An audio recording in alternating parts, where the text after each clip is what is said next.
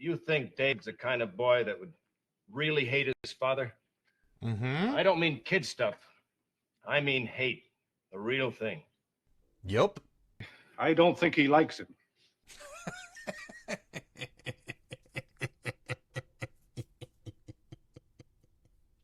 Bill Malloy, king of the understatement. Welcome back. I am Joel Sharpton, one half of the Articulate Coven. We're doing the rewatch, or in my case, an original watch, of the OG supernatural soap opera, Dark Shadows. I'm on the road right now in Chicago for work, but I could not let a weekend go by without keeping up with the Collinses. And so let's find out what's going on in Collinwood. Did you hear something about David? Yes. He tried to kill me. My own charming son. That's not true. Where is he now? Where all criminals belong. Under lock and key.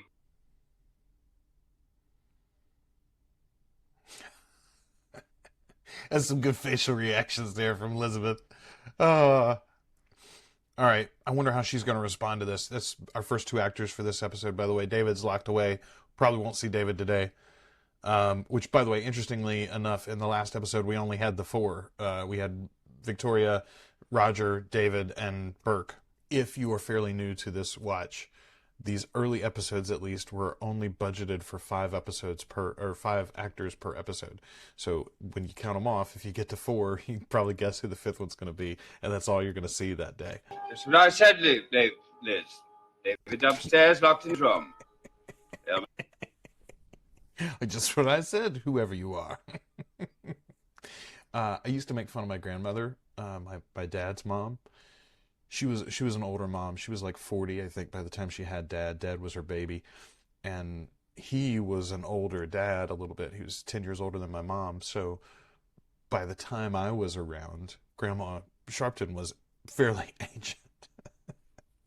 We always used to make fun of her because anytime she would refer to anyone in the room, she'd end up calling 5 or 6 names before she landed on the right one. If she ever landed on the right one at all, she'd just point enough and you'd figure out who it was she wanted. Well, I am not a million years old and I don't have, dozens of children and grandchildren, but I do that myself already. So I feel you, Raj. When did he get home? Oh, about 3/4 of an hour ago. Do people say 3/4 of an hour, or do they just say 45 minutes? There's no question about it. He tried to kill me. But how? How could he have done it? All he needed wrench. was a wrench. Yeah.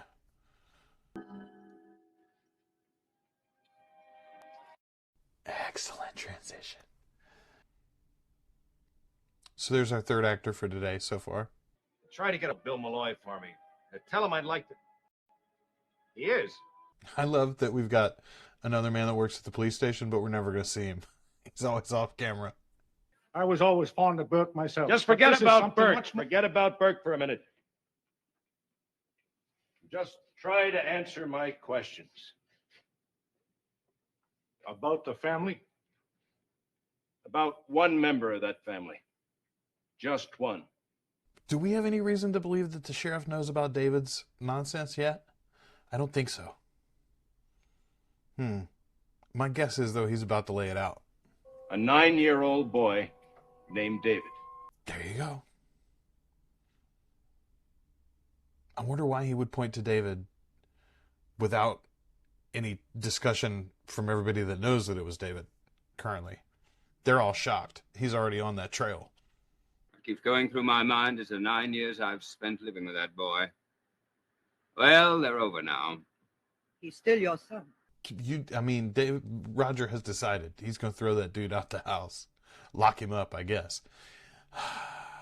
What would you do if your kid tried to kill you? I mean, you've got to get them help, obviously. But I don't know that a 9-year-old throwing him out of the house is not... I don't know, man. He's a monster, Liz. Been nothing but trouble to me since the day he was born. He get it from his daddy. But he's still your son. Is he? Are you sure of that, Liz? I'm not. Oh, Roger gonna say out loud what I've been wondering? I think he is. I married Laura right after Burke's trial, didn't I? She was his girl, wasn't she? David was born almost 8 months after our marriage. That's ridiculous, Roger, and you... Maybe not, and maybe. I know that all the years I spent looking at that boy, I kept seeing Burke. And I hated him, Liz. I won't deny it, I hated him. He's your son, I'm sure of it. Why? Because he's deceitful, vicious, unpredictable. I mean, that does suggest that he's yours, doesn't it, Raj? Do you know what they add up to those 9 years? This. Does not speak highly of your parenting skills, Roger. You think Dave's the kind of boy that would really hate his father? Mm-hmm. I don't mean kid stuff. I mean hate. The real thing. Yep. I don't think he likes him.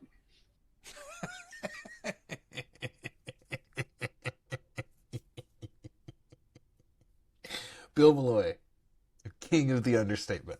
Was there an argument? Yes, there was. Look, David's unpredictable, sure, a little wild maybe, but he wouldn't... Would he? Wouldn't he? I never thought Burke fooled with those brakes. Now, he's too smart to have gone through with it. So I believe Burke was telling the truth. And that he did find the wrench in the seat of the car. That it was someone else who used it and put it there. Super detective, huh? Put it together without any of the input on what's going on with the kid currently. Just figured it out from vibes. Which means that David handled the wrench twice. Once when it went to the floor and he picked it up. Once before Burke got there. But it raises a suspicion, wouldn't you say? Yeah, that's fair. That's absolutely fair. I don't know what to do about it, Bill. I'm going to talk to that kid. For the first time? You got to go talk to David. I mean, that's what you do. You go talk to David and you see what the hell is going on. And I mean, not just David. You talk to the whole family. You shake that crap down all the way and straighten it out. Figure out what it is. Get it over with. Man, I do think it's crazy, though, that the cops came to the right conclusion without any of the knowledge of everything that we've been watching the last few episodes in particular. I'm telling you, this is a great run. This is a great run. Yes, there are places, schools equipped to help problems like him. No, Roger, I don't want to think about that. Got to. I mean, he's still just a 9-year-old kid. You don't have to address him as a problem like that. Oh. Roger, you're so terrible you're making me feel bad for David. Stop it. The juvenile authorities would insist on a hearing. You're wrong, Roger. I'm sure you're wrong. Pretty sure they would. You really? I have tried to cope with that boy for 9 years. 9 years of torment. And what do you think those years were like for him? Surrounded by it from the moment he was born. A hate he didn't know how to deal with or even understand. Is that supposed to be... Ooh. Liz throwing fastballs. Go get him, Liz. I mean, she's speaking truth. Like, broken people make broken people, right? Like, David is this way because of his mother and father's issues. And I'm not a sins of the father kind of guy, but like, yeah, he was born into a bad stew. But he's been forced to live his lifetime with your guilt. Guilt? Maybe you better tell me what you mean, Liz. No, it doesn't matter. Perhaps it does, Liz. I had no right to say that. I'm sorry. Go on, spill that tea, Liz. I expect you to remember that he's not a criminal. I expect you to leave him alone and allow Miss Winters and me to give him the happiness.